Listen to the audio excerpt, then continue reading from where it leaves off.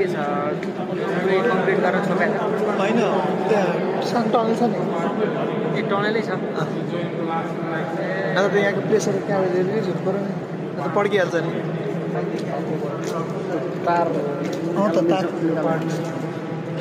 गोरेर हैन यो पार्ट फेरि आफै आउनु पर्यो यो जक्सनको छ नि यो जोइन गर्दाखेरिको छ नि यो पार्ट क्या यो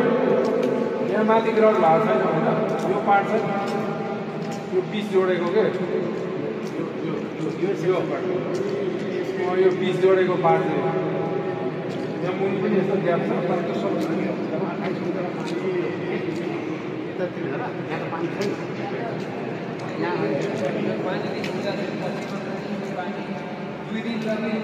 कालो के हो यो कालो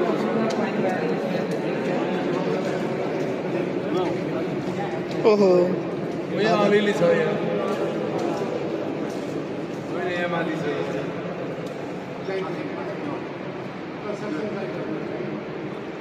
यो जोइनमा छ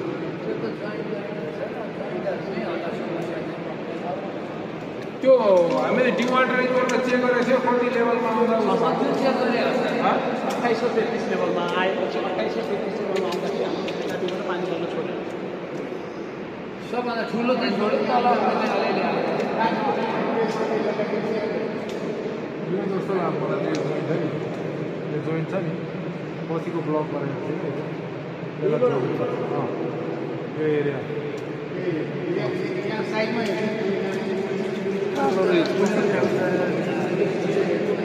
लेयर लेयर बसेछ पुरा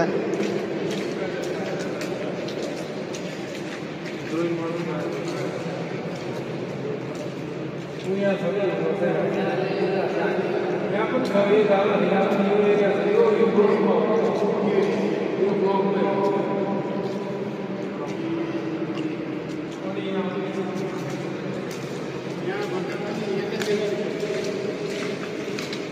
भोलि सन्डेमा लिएर टेबल पनि छ हुन्छ